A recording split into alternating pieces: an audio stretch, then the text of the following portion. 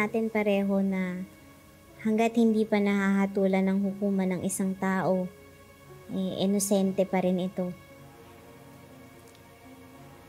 Alam mo rin na kung ano man ang masusulat sa counter affidavit mo sa reklamo sa'yo ni Trixie, wala nang bawian yun. Yes, Ate Lilet. I know that naman. But why does it seem like you're interrogating me? Yung sugat mo. Ang sabi mo sa akin, pagkatapos yung mag-away ni Trixie sa beach at pagkatapos kanyang paluin ng bote, pumunta ka sa kwarto mo para gamutin yun ng mag-isa. Ang nasabi ko naman po sa'yo ni Ate Lilet.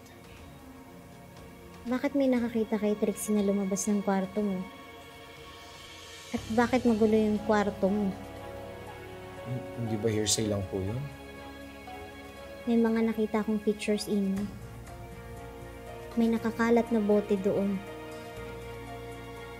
Saan mo ba talaga nakuha yung sugat mo? Sa beach? Sa kwarto? Saan ba talaga? Ate, ba't di ka naniniwala sa akin? Nasugatan lang naman ako sa bote. Ano naman kinalaman doon? Dahil kung nagsisinungaling ka sa akin tungkol sa maliit na detalyeng yun, ano pang hindi totoo sa kwento mo sa akin? May nakakita kay Trixie na lumabas sa kwarto mo, Ino. Hihintayin pa ba natin ang korte na mag-order ng DNA test sa mga samples na nakuha ng pulis sa kwarto bago ka magsabi ng totoo sa akin? Huli na ang lahat at hindi ka na may pagtatanggol kapag nangyari yun. Kaya magsabi ka na ng totoo, Ino. Magkasama ba kayo ni Trixie sa kwarto mo? May nangyari ba sa inyo?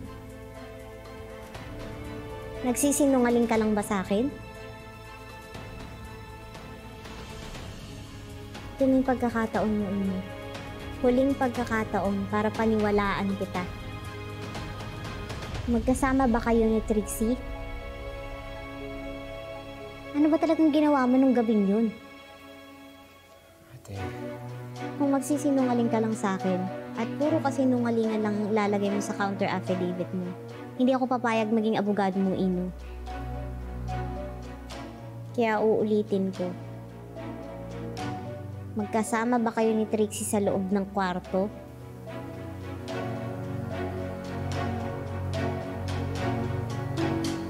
Oo. Ginalaw mo ba si Trixie? Oo. May nangyari sa aming dalawa.